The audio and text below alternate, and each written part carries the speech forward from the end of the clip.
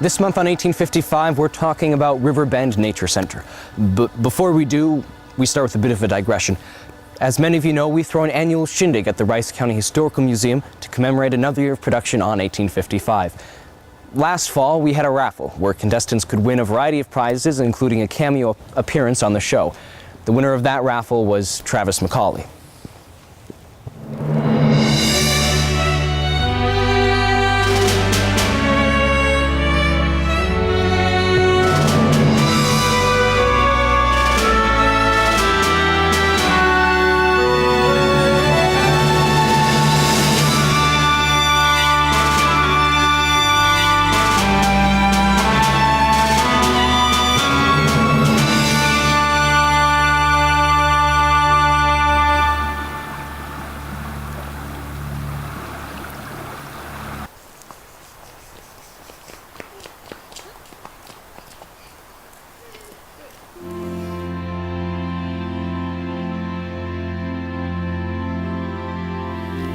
I'm Samuel Temple. I'm Logan Ledman. This month on 1855, we're treating ourselves, and you, to a journey through one of Faribault's most treasured assets, the Riverbend Nature Center. A staple of Faribault's landscape, the Nature Center has for 40 years been providing a space where people from all walks of life can walk together and take in the beauty of the natural world. For this episode, we had the privilege to speak with 4 individuals: Ron Parker, John Blackmer, Pat Rice, and Keith Larson.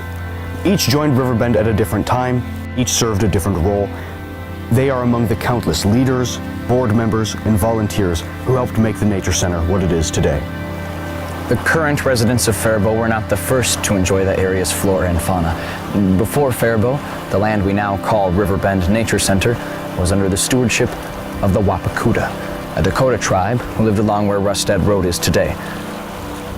One of the most significant landmarks of the area was a boulder, a small island on the Straight River. Kind of interesting too, there's a very big rock out there right on the edge of the river out there that the Indians claimed was sacred. The Sacred Rock was one of the many things the Wapakuta were forced to leave behind after being pushed out by white settlers in the latter half of the 1800s. With the Dakota Indians off the land, settlers used the area as farmland for resources and therapy for students with ailments the medicine of the time could not treat.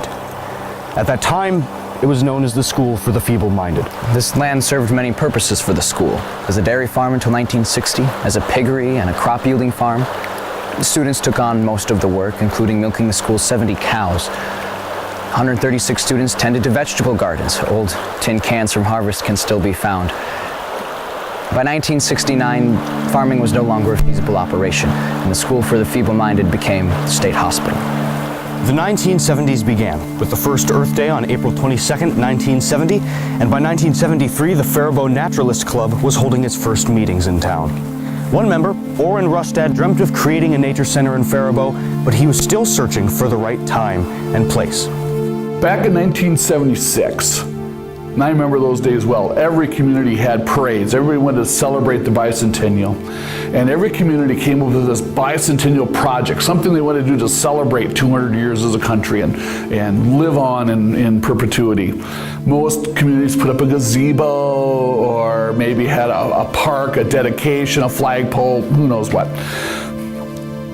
The Bicentennial Committee in Faribault took on many different ideas, and in the end, as I understand it, decided, hey, we should make a nature center. Orrin Rustad, he was working at Shattuck St. Mary's as a naturalist, and they went to him and asked him for ideas of what they could do with that land, because the land that they were looking at was 744 acres that belonged to the state of Minnesota, which was no longer being used as farm ground or animal ground. So that's how it really got started, was through that program. With the Nature Center becoming more than a dream, Rustad was joined by a chorus of other Faribault citizens who worked together to bring the Nature Center to life.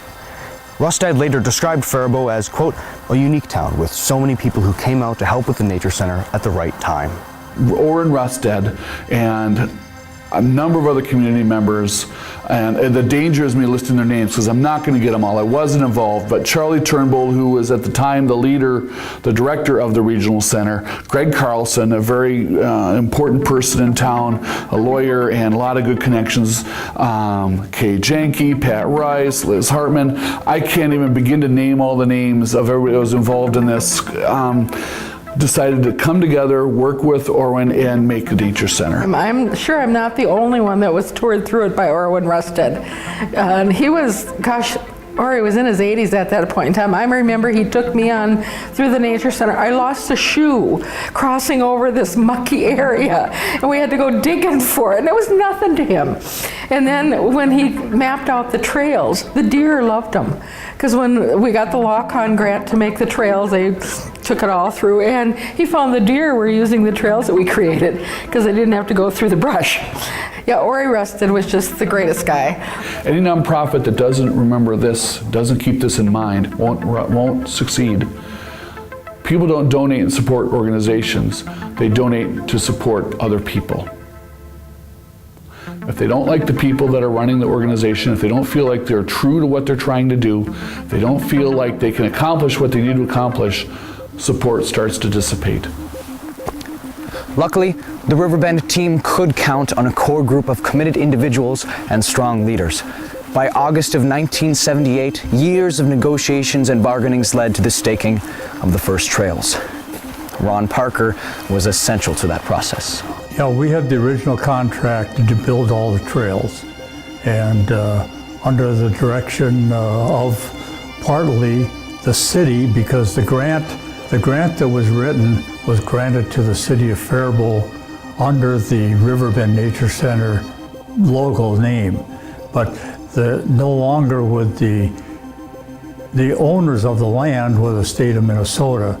So with that, we went to the legislature, and a fellow by the name of Turnbull, who was one of our first presidents at Riverbend, got the grant approved, and we did a 10-year lease of the land. And that's how it got started. So then we had to decide, what are we going to call it? And what's the logo going to be? So Gene and I got assigned that task, and it was going to be called Prairie Ridge, I think, Prairie something, and then Riverbend, 2 words, and Riverbend, 1 word. So what went out was the 2-word Riverbend Nature Center. And then Gene and I and Kay, we worked on the logo that you see still used today with the river running through with the trees. So we're kind of glad that's still there, although Kay and Gene are both gone. But then the question was, what should its funding be? What should it be? Should this be a city park? Should it be a private park? What should happen? Well, as I understand it, the government, the state could not give the land directly to a nonprofit organization, so it had to give the land to the city. And so that put it firmly in the city's lap. And the city at some point had to annex the boundaries. I don't think the entire property was technically within city boundaries. The decision was made to make it a private nonprofit, sort of if the people want it, let them support it. If they don't, it'll fade away. At last, the time had come to put the people to the test. 6 years after Orwin's dream began, and 5 years after it was officially approved by the city, Riverbend Nature Center's grand opening was on September 1st, 1980. To the team's hesitant relief, the community rallied around this new, exciting resource.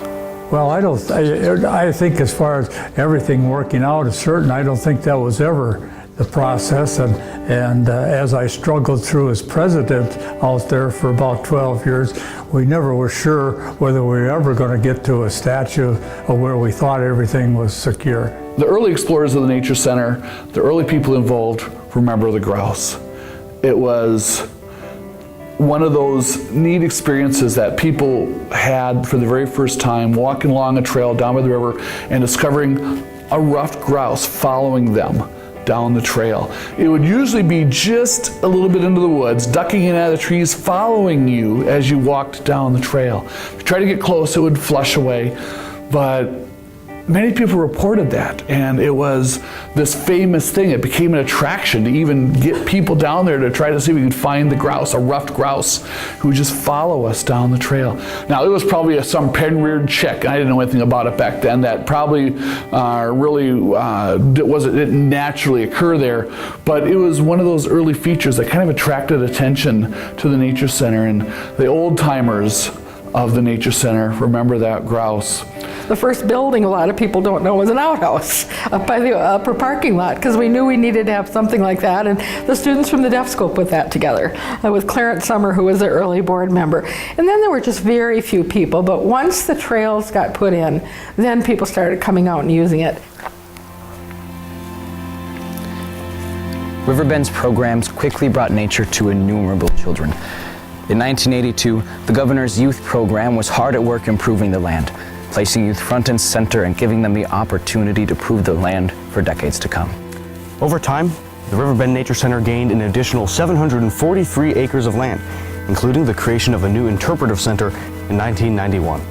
I was at the front gate over here one day, and here come Rudy Perfich, our governor, and he asked me if I had used the money that was given to us for the Nature Center from the government, and I said no, we hadn't, because it was at that time it was a 60-40 match. We had to match 40%, and so Rudy said, well, why don't you write me a letter?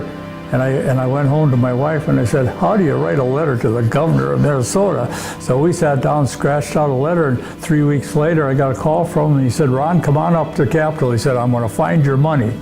So we went up to Capitol, and he found the money, and we found out that the $200,000 that Clarence Purvis had found for us to use to build the building, the Nature Center, was no longer, was it a 60-40 with a 40% give back, because the Rapture Center had started a building and they forgave them the 40%. So Rudy said, we're going to forgive the 40% payback. So he said, you'll get the full $200,000 without a payback. So I came home in a heck of a hurry, and we started drawing plans to put a building together. And so that's where the building that we have at the Nature Center right now came from a grant of the state of Minnesota under Clarence Purvis and Rudy Perfich. Parallel to their growth in physical size was their growth in following among the community. By 2000, there were 1,000 contributing members. This brought with it 1,000 contributing voices to the debate on what Riverbend's future should be. Loyal members requested archery ranges, dirt bike trails, petting zoos, snowmobile trails, ski trails, specific types of birds released for hunting. Everyone had their own perspective on what Riverbend should be. It was the foresight of the board at the time in deciding what would and wouldn't be allowed that has solidified it as the community resource it is today. Towns around us, all around the country, are littered with dead projects that started as a good idea, but didn't have the right people to make it work. Ron Osterbauer, in my opinion, was the one that made that work. He was the assistant director, or some similar title, up at Dodge Nature Center, one of the other 2 nonprofit nature centers in the Minnesota area, and he was hired down here. He was young, he had a family, and it became the Nature Center family. He took this fledgling nature center and grew it into this amazing sustainable facility and programming by helping to connect people. Orrin Rustad, all these other people that I've mentioned in the past that have been involved, he connected these dots. He knew how to make it work financially, he knew how to do it professionally, he knew how to put Riverbend on the map. Not just being this cool thing in the corner of Faribault that nobody else has heard of, he put us on the map. There was, right around the corner from Faribault, a little restaurant that some folks here remember called Duck Soup, and we would retreat to there when we could to get away from the phones and everybody else and try to organize and strategize there. And it was a good time. We're busy, and there's a lot of pressures in an organization like that. A lot of people that want a lot of things from you. Everybody has an idea on what should be done, how things should be done differently, and you get kind of a camaraderie of working together and just kind of making sure we're on the same page and try to put a unified front as much as possible. That unified front brought forth a program that proved beneficial to all involved.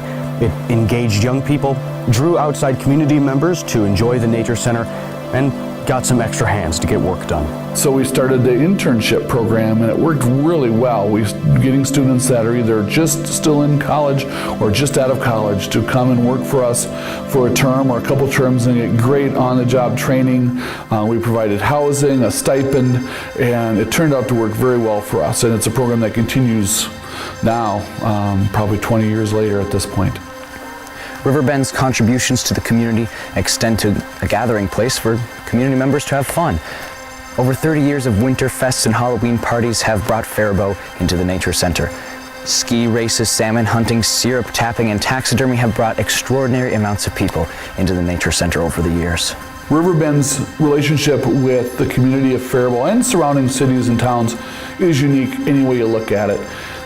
Almost all nature centers or facilities like them are government agencies, and of the two other day-use style nature centers in Minnesota, they have somebody that underwrites much of their work. There's some large foundation or family that covers their budget, is their financial support.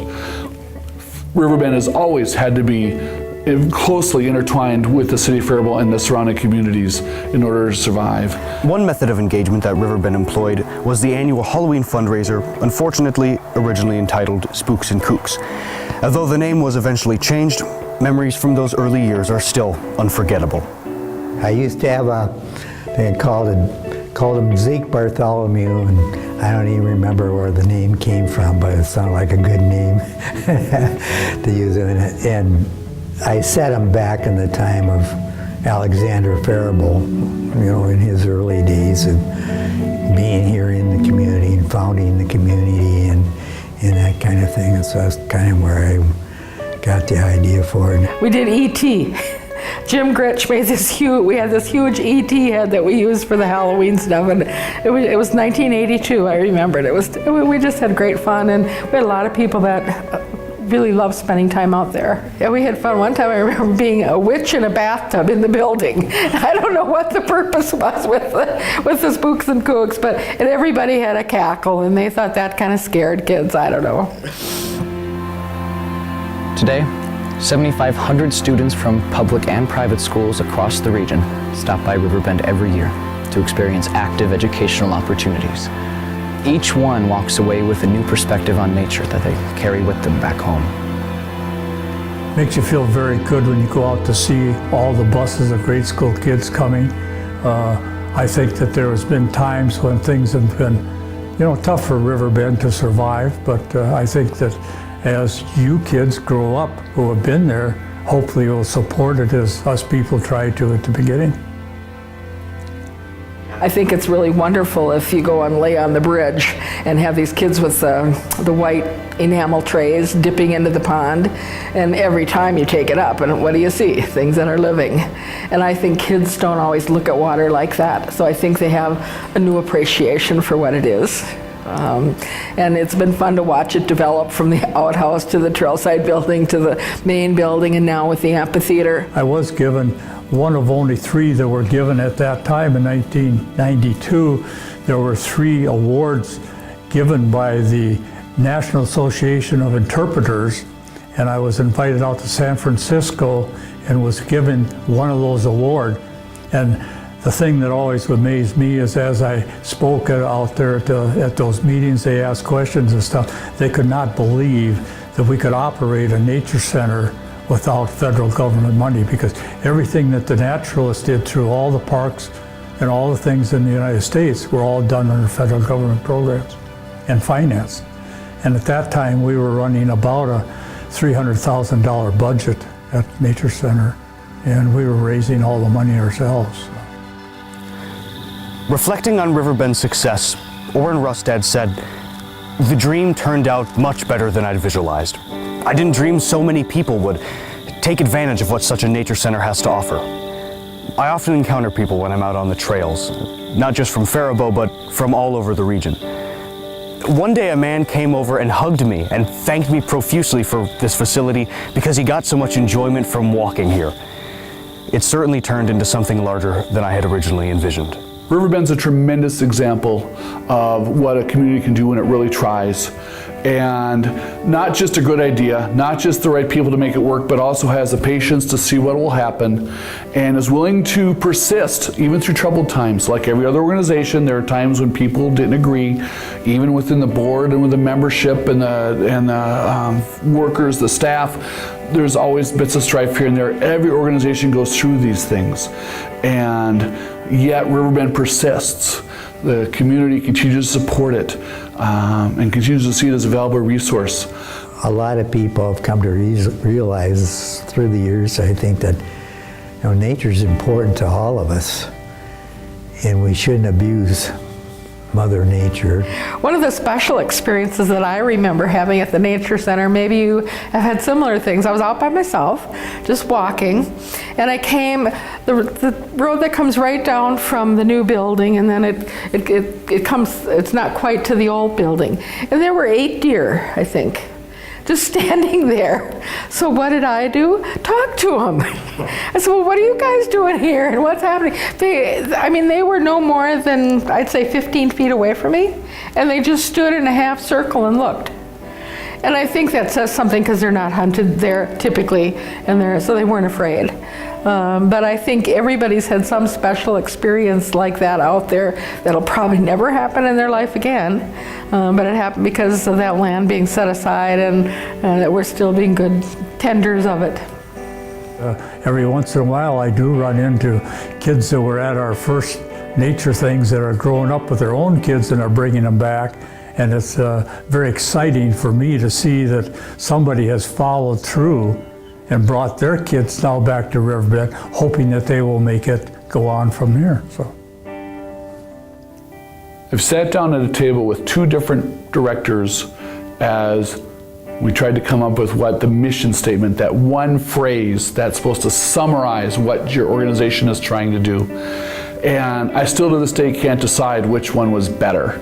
Okay, its current statement, Greg Wright put together, is helping people to discover, understand, and preserve the natural world that surrounds us. In fact, the incredible natural world that surrounds us. But Tim Cook came up with a really great one a few years before that I still think is just right there and to the point, impacting lives with nature. And I think Riverbend's really good at both of those.